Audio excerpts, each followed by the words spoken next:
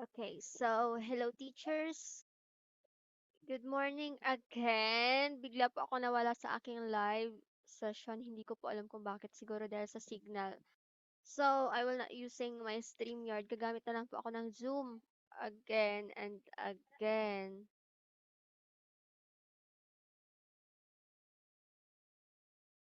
Sorry po. Okay, so recap na lang po ako sa aking 1 to number 6 na questions. I'm really sorry po dahil hindi po maganda ang signal. Okay, so again, general education po tayo. Okay, proceed na lang po ako sa number 1 na questions. Pasensya na po talaga.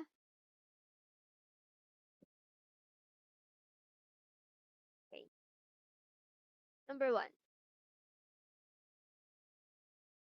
Anong bahagi ng pananalita ang nagsasaad ng kilos, galaw, at pangyayari? Letter A, panghalip.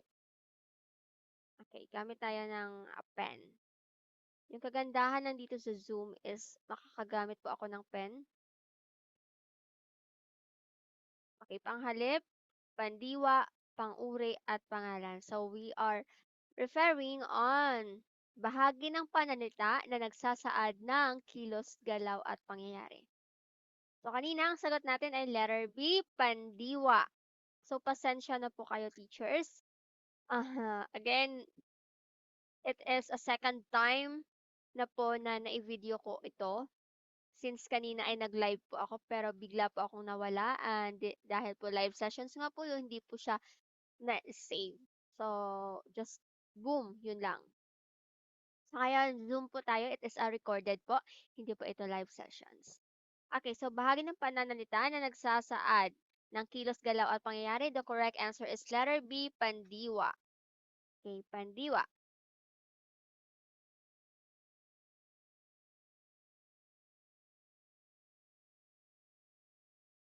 Ano po bang pandiwa? Okay. Ayun, kapag mag-pen ako, kailangan i-erase muna natin ito.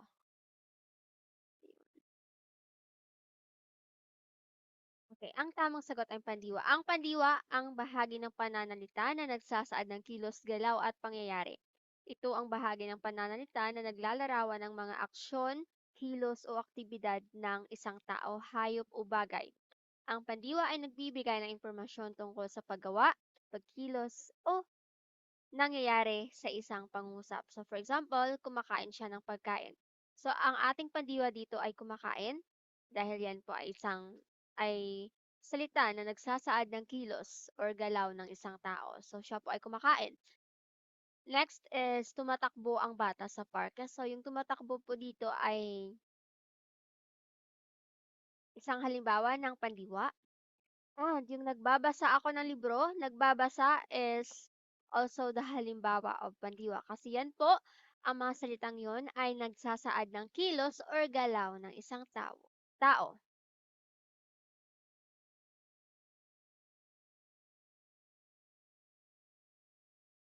Okay. Next. Number 2 question. Ibigay ang panaguri sa pangungusap na nasa ibaba. Ang gatas ay mayaman sa sustansya. Ang gatas ay mayaman sa sustansya. Ano po ang panaguri dyan? So, A, sustansya. Letter B, gatas. Letter C, mayaman. Letter D, ang.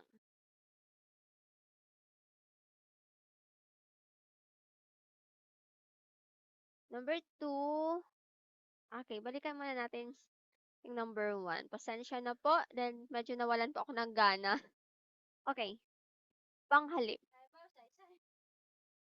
Ang panghalip ay isang bagay na pananalita na ginagamit upang palitan o ilarawan ng isang tao, bagay, hayop o pangyayari na hindi direktang pangalanan ang mga ito. Ito ay ginagamit upang maiwasan ang paulit-ulit na pagbanggit ng mga pangalan sa isang pangusap. So, panghalip po ay sa Ingles ay tinatawag natin siyang pronoun. Halimbawa, ako, ikaw, siya, kami, sila. Yun. Next is letter C, pang-uri. Ang pang-uri naman po ay isang bahagi ng pananalita na ginagamit upang maibigay or magbigay ng paglalarawan o katangian sa isang pangalan o panghalip. Ito ay nagbibigay ng karagdagang impormasyon tungkol sa kalagayan, katangian, kalidad o katayuan ng isang tao, bagay, hayop o pangyayari. So, yung pang-uri is, ano pa ba siya tawag natin sa English? Parang adjective. Yes, additional information sa pangalan. So, for example, maganda, malaki, masaya, mabait, maingay, maputi. So, yun. Maganda si Rose. Yun po ang ating halimbawa. So, ano po ba si Rose? Maganda. So, yun po ang pang-uri natin. Ang mga pang-uri ay nagbibigay ng detalye o pagsasaad ng mga katangian upang mas maunawaan o madeskripsyonan ang mga salitang pangalan o panghalip sa pangusap. Okay, yun. Letter D, pangalan. Ano naman pong pangalan? Ang pangalan ay isang uri ng salita na kumakatawan sa mga tao, bagay, hayop, lugar, ideya, at mga konsepto. Halimbawa natin, tao, kabayo, bahay, Pilipinas. So, yun. Next, number two. So, number two natin, hanapin natin dito ang panaguri. Hanapin dito ang panaguri. Kasi ang sabing panaguri. So, ito naman pang ating pangusap. Ang gatas ay masustansya sa sustansya. Ay mayaman sa sustansya. Yun, nagkakamali-mali na ako kasi nga po, ikalawang beses ko na po ito. Parang tinatamad na po ako. Okay, pero kailangan nating ilaban ito. Letter A, sustansya. Letter B, gatas. Letter C, mayaman. Letter D, ang. Okay. So, ang panaguri po dito ay mayaman. Dahil ang gatas ay tinutukoy niya, ano po bang gatas? Mayaman. Mayaman siya sa sustansya. Yun.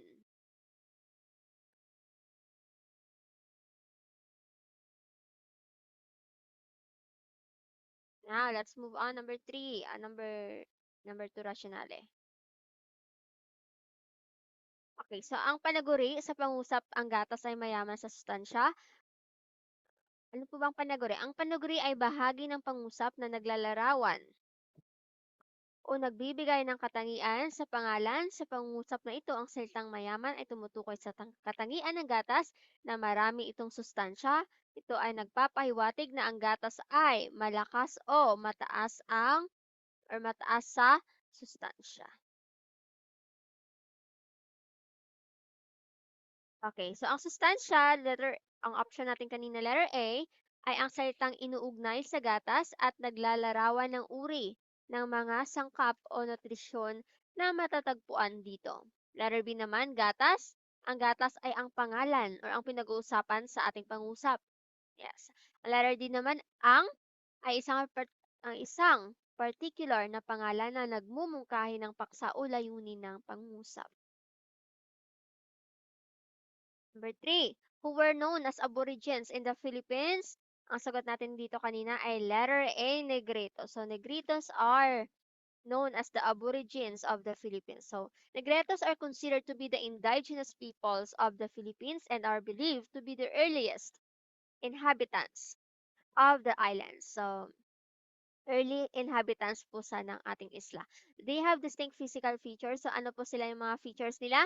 Maiitim po yung kulay nila, curly po yung hair nila, at mga short stature po sila or mga hindi masyadong katangkaran. The Negretos have a rich cultural heritage and are spread across different regions of the Philippines, particularly in Luzon, Visayas, and Mindanao. So, nilibot nilang buong mundo, Luzon, Visayas, Mindanao. Yun. Okay.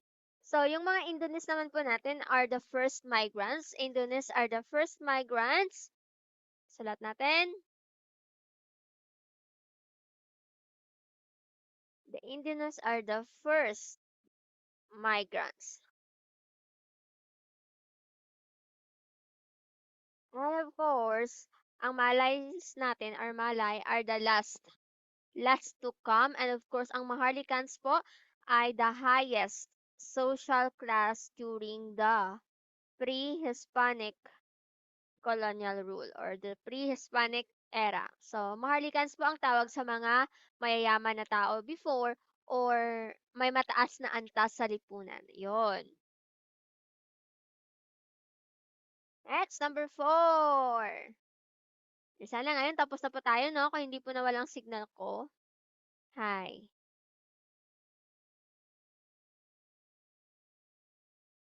Number 4. What is considered to be the first school of pre-colonial Filipinos? So ano pong tawag sa unang paaralan natin before? That is letter B, Butuan po. Butuan. X natin si library kasi nung mga panahon na yun, wala po tayong library, wala po tayong enough na resources. X natin si classroom kasi before noon, wala po tayong formal na education, wala po tayong guro, hindi po tayo naka-uniforme or naka-uniform and hindi din po naka-uniform yung ating mga teachers. So, house and butuan po tayo but the best answer here is butuan po ang tawag sa unang paaralan of pre-colonial Filipinos.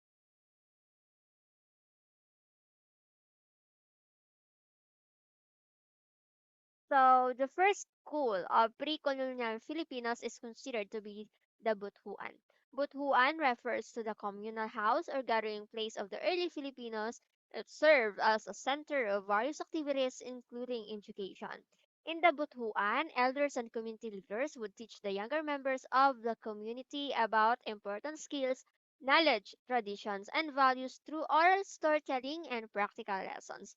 So, John, wala po tayong formal na education. Wala po tayong guro na nagtuturo sa atin. So, yung mga nagtuturo lang po before is yung mga matatanda sa atin, yung mga elders in the community. And of course, our community leaders. Yung tinuturuan po nila yung mga younger members of the community course, ng mga importanteng skills, ng mga knowledge, ng mga traditions, ng values sa pamamagitan po ng storytelling and practical lessons. Oh, now let's move on. Number 5 agad. The works of propagandists opened the eyes of the Filipinos on their country's need for. Okay, so yung tatlong propagandist po natin, kilala niyo po ba sila? Si Jose Rizal, si Marcelo H. del Pilar, at si Graciano Lopezina.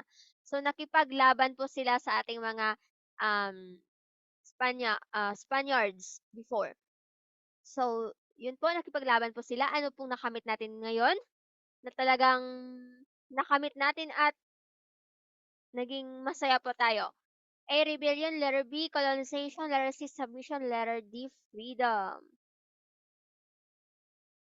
Okay po, ang tamang sagot is freedom. So, kalayaan po ang ating nakamit. Okay. The works of propagandists opened the eyes of the Filipinos on their country's need for freedom. Kasi kalayaan po ang wala sa atin before. Sunod-sunuran at naging alipin po tayo sa mga Spanyol. So during the late 19th century, Filipino propagandists such as Jose Rizal, Marcelo H. del Pilar, and Graciano Lopezina played a crucial role in advocating for reforms and raising awareness about the plight of the Filipino people under Spanish colonial rule. So medyo mabilis po ako dahil nga po nainis po ako dahil nawala po ako kanina. Okay. Through their writings and speeches, they exposed the injustices and abuses committed by the Spanish authorities and emphasized the importance of freedom and independence for the Philippines. Okay. So the propagandist works help awaken the Filipino people to the need for freedom and self-determination. They inspired a sense of national identity and unity, paving the way for the Philippine Revolution against Spanish colonial rule in the late 19th century and the subsequent struggle for the independence. So in short po, si Graciano Lopezina, si Marcelo H. del Pilar at si Jose Rizal po ang nagbigay sa atin ng kalayaan. So hindi po sila nakipaglaban, hindi po sila nakipaglaban by blood. I mean, hindi po sila gumamit ng dahas, kundi ginamit po nila ang kanilang talino. Gumawa po sila ng mga writings and speeches para ipaalam sa mga tao yung pagiging abusive ng mga Spaniards before. So, always nating tandaan na between the battle, hindi lang po by blood or hindi lang po dahas ang solusyon, pwede pong gamitan ng talino. So, yun po ang ginawa po nila. Gumawa po sila ng mga writings. 'Di ba? May mga newspaper po silang ginawa before. And gumawa po sila ng mga poems para ipaalam sa mga tao, of course, sa community kung paano po sila inabuse ang mga Pinoy ang mga Filipino ng mga Spaniards colonization before. So, with that po, nagiging mas united din po tayo at nagiging isa po tayo sa laban na yan. Kaya po natin nakamit ang kalayaan. So, buti na lang. Next, ito na number 6. Huwag makisama sa kanya dahil buwaya siya. Ang buwaya ay tumutukoy sa kahulugang letter A, denotasyon, letter B, etimolohiya, letter C, pampanitikan, letter D, konotasyon. Okay. Ano po bang item na i-out natin dito? Out natin si etimolohiya. Etimolohiya is the origin of the words. Pampanitikan is not also what we are referring for. So, huwag makisama sa kanya dahil buwaya siya. Ang buwaya ay tumutukoy sa kahulugang denotasyon or konotasyon. Okay. Ako na lang po ang mag-e-explain. Kapag po sinabing denotasyon, we are referring to the dictionary's meaning. For example, hahanap ka dyan ng ano po ba ang exact meaning ng buwaya kapag tiningnan po natin siya sa dictionary. Kapag tiningnan po natin siya sa dictionary, magsasabi dyan na buwaya is one of an animal na, yun, bali animal po siya talaga. Hayop po siya. Kapag naman po sinabing konotasyon, ito po ay nagre-refer sa ating damdamin or sa ating emosyon. So, on how or what we're going to define the term. So, for example, buwaya, para sa akin is just like parang um, manluloko siya, parang ganun, sa pera, or parang ganun, or traidor siya, parang ganun. So, depende yan sa tao kung paano siya nag-emote based on her emotions or his emotions or ang kanyang feeling. So, tandaan lang po natin kapag denotasyon, based po siya sa dictionary. Kapag konotasyon, based naman po siya sa feeling or emotions ng isang tao. So, yon. Buwaya po, okay. Huwag makisama sa kanya dahil buwaya siya. That is konotasyon. Hindi naman po um, tama na sabihin natin na huwag makisama sa kanya dahil buwaya siya. Kapag denotasyon yan, ibig sabihin yan, isa po siyang hayop. So, hindi naman po yan tama. Yun. Oh, shit. Ayaw na ma-erase. Okay. Kapag etimolohiya naman po, ang sinasabi ko kanina ay ang pag-aaral ng pinagmulan ng mga kasaysayan ng mga salita. Okay. Pampanitikan naman po, hango sa mula or hango sa salitang pangtitiktan, ito ay mayroong literal na kahulugan na literatura o nagsusulat ng mga akda. Okay, number 7. 'Di ba? Kanina sana kung hindi nawala yung internet connection ko, I mean bigla na lang hindi ko alam kung sa internet connection kasi, sa StreamYard po ako, sa StreamYard bigla na lang pong nawala. As in nag-white na lang po siya and then nawala na rin po yung camera niya. So tiningnan ko po sa aking YouTube kung na-upload po siya pero wala, as in wala po talaga. So yun, kaya kailangan ko po siyang ulitin ngayon. Okay. Anyways, number 7 naman po tayo.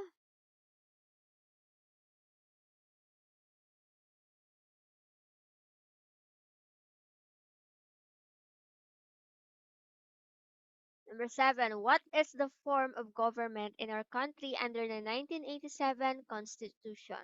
Letter A, democratic state. Letter B, republic state. Letter C, parliamentary state.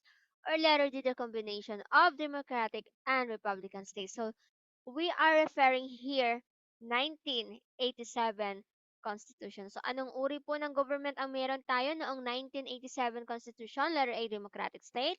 Letter B, republic state. Or letter C, parliamentary. Or letter D, the combination of republic and democratic. So, correct. The correct answer is letter A. Meron po tayong democratic state noong 1987 Constitution.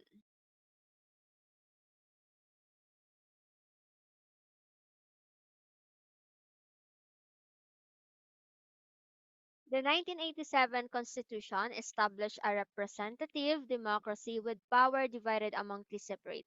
So ano po ba yun? Executive, the legislator, and the judiciary. So hindi na po natin yan pagtuunan pa ng pansin yung meaning pong tatlo niyan. Meron pa akong gagawa po ako ng video about that branches of government. A democratic state refers to a form of government where the power is vested in the people. So, sino po ang nagde-decide kapag democratic? Ang mga tao. So, ang mga tao po ay may kakayahang bumuto at kung sino po ang kanilang bubutuhin at kung sino po ang mananalo, well, set on the chair and exercised through the participation of citizens in the decision-making process. Iyon, kapag democratic state, ang mga tao po ang gumagawa ng desisyon. What about republic state? Republic state refers to a form of government where the country is considered as a republic rather than a monarchy or a dictatorship. So, in a republic state, the head of the state is elected or appointed individual who represents the country's interests and exercise the powers and responsibilities associated with that possession. So, yung republic state po pala ay parang ini-elect po ang uupo sa ganyang trono or ina-appoint po. So, yun yung republic state. So, parang hindi din po siya naka-base sa mga taong bayan. Siguro depende na lang kung sino yung mag-a-appoint. For example, ako yung presidente ngayon. And then, kapag tapos na po yung termino ko, ako na po siguro yung pipili kung sino po yung magre-represents next. Parang ganun po. Okay, Republic State.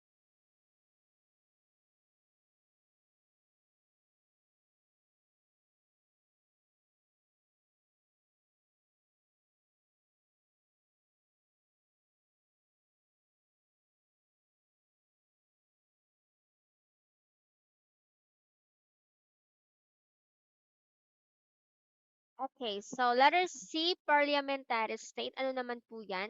Parliamentary state laws are made by majority vote of the legislature and assigned by the head of the state. So yung boto naman po ay magmumula half by the majority rule of the legislator. And of course, pipirmahan po yan ng head of the state. Sa atin po, yan po ay president, who does not have an effective veto power. In most parliamentary democracies, the head of state can return a bill to the legislative body to signify disagreement with it. Okay, so yun. So majority rule will be from the legislator, pero yung head of the state, pwede niya pong pirmahan na ayaw niya po sa ganyang tao. So babalik po yan sa legislative body para malaman nila na nag-disagree yung head of the state. So that is parliamentary. And of course, democratic and republican state is a combination of democratic state and republican state. So kapag democratic, ang mga tao po ang nag or ang nagdedesisyon kung sino po ang magli-lead sa kanilang country. And the republican state is just like may magre-represent po or appointed.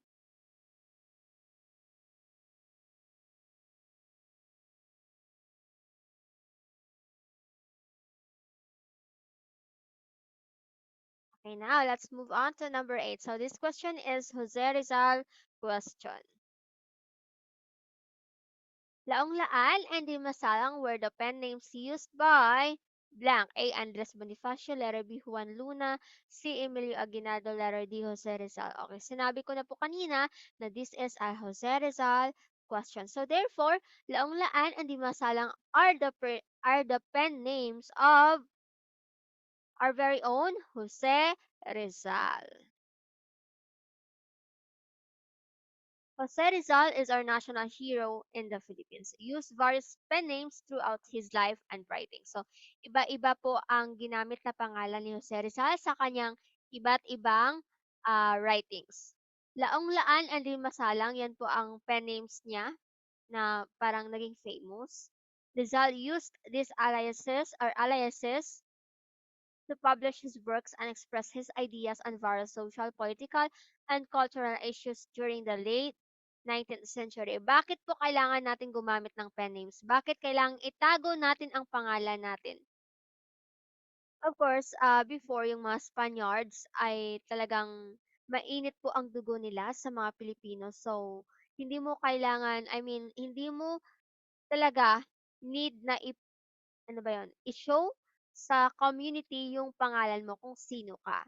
Kasi kapag nalaman nila na si Jose Rizal ay against sa kanila, ay papatayin po nila kapag hindi po siya gumamit ng pen names. Kaya po, gumamit po siya ng pen names sa kanyang mga sulat kasi para hindi mahanap ng Spaniards kung sino po talaga ang nagsulat nun. So, kung sino po ang utak nun. So, yun. Kaya nga po tayo nagkaroon ng freedom dahil sa mga sulat ni Dr. Jose Rizal. So, yun. Of course, may dalawang work si Dr. Jose Rizal na talagang tumatak sa mga Pilipino. Yun po ay No Limitangere at El Filibos Teresmo. So, No Limitangere is a novel about a literal reformism, while El Filibos Teresmo is a novel about revolution and the variability of revolution in the Philippines. So, No Limitangere is the first novel by Jose Rizal, while El Filibusterismo is the sequel. So, sino po sa inyo ang nanood ng No Limitang Jerez sa GMA? So, dyan po, pinalabas ang love story ni Maria Clara at ni Ibarra. So, No Limitang Jerez is more on love stories. While El Filibusterismo is all about paghihimagsik na ni Ibarra na itinawag na siyang ano, Simon? Simon ata, no? Okay, correct me if I'm wrong. So, yun po.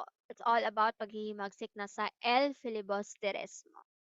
Okay, so no, Andres Bonifacio, ano naman po ang mga pen names ni Andres Bonifacio? May Pag-asa and Agapito Bagumbayan. So, may Pag-asa and Agapito Bagumbayan naman po kay Andres Bonifacio. Juan Luna, JB or simply Juan or Buwan. Tinawag po siyang Buwan or JB. Okay, Luna po is ang kanyang surname po na Luna which means moon. Yun, moon. Diba? May tinatawag tayong lunar eclipse. Parang ganun. So, Luna is moon. Emilio Aguinaldo, kilala po siya bilang Magdalo. Okay, Magdalo. Of course, sa Rizal is Laang-Laan and Di Masalang. Now, let's move on. Number 9.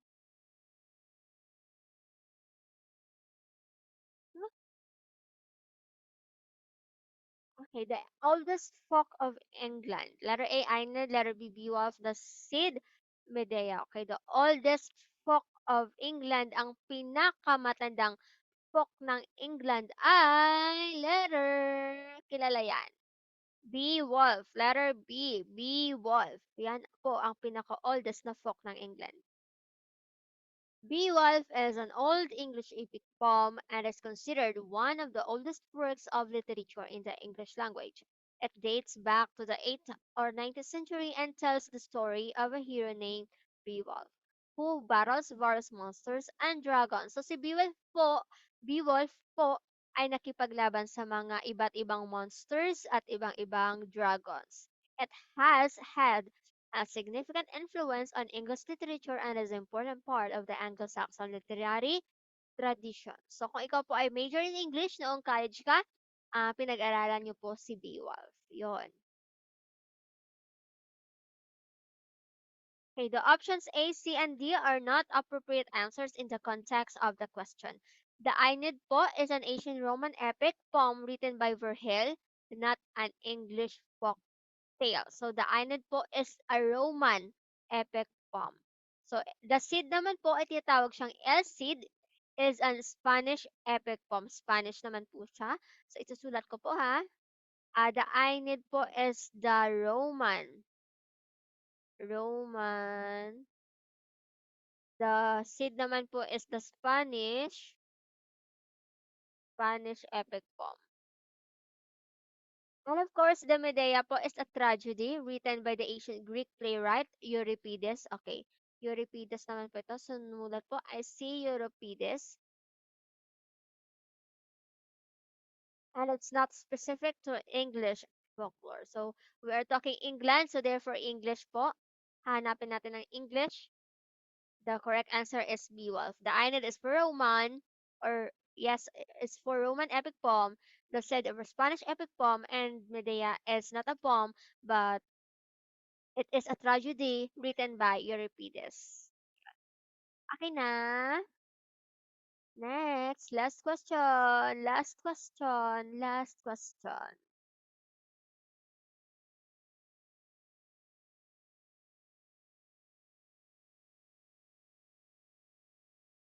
So, ngayon ko lang naman po ito ginamit yung Zoom ko, kaya medyo hindi ko na po siya kabisado kasi parang nadadalian na po ako sa aking live stream. So, yun lang po. Anyways, sana umabot din tayo ng 1 hour dito. Sayang yung half hour ko kanina.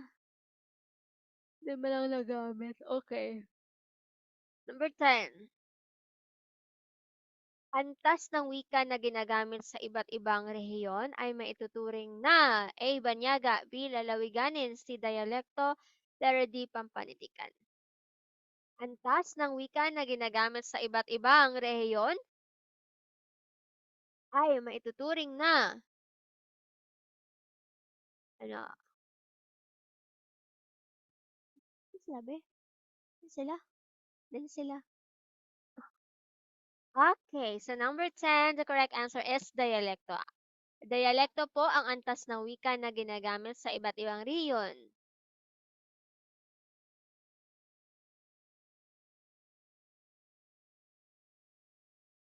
Ang dialekto ay tumutukoy sa mga bersyon o variant ng wika na ginagamit sa iba't ibang rehiyon. Ito ay mga lokal na pagkakabisa ng wika na nagpapakita ng mga pagkakaiba sa bokabularyo, gramatika o pagbigkas.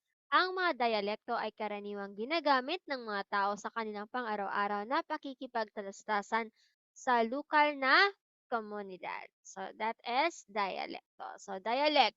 So every place has its own dialect. So for example, kaming pong taga Iloilo, yung dialect po namin na tinatawag na Hiligaynon. So yung mga from Cebu naman po, tinatawag pong Cebuano.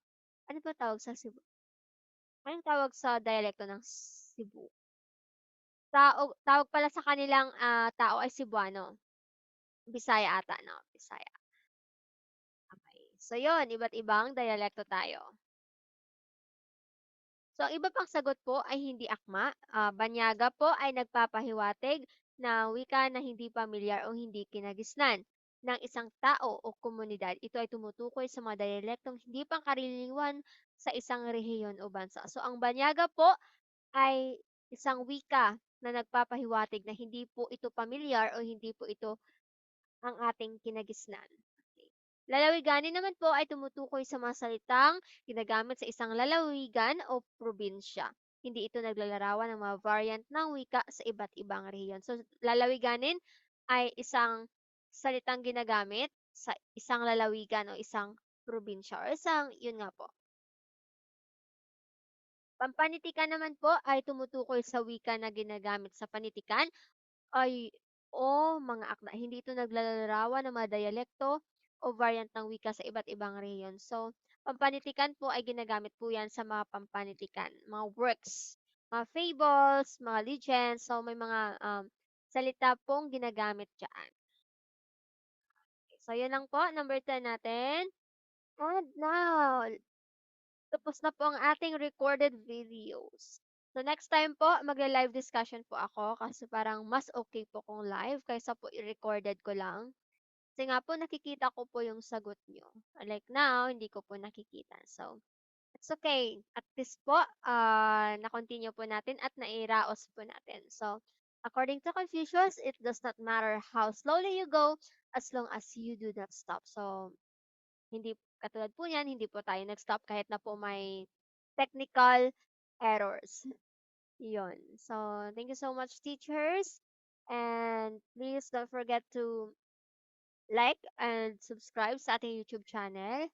And please watch lang po kayo ng mga videos natin dito sa YouTube. So, this is a recorded videos po. And bye-bye na po. Thank you.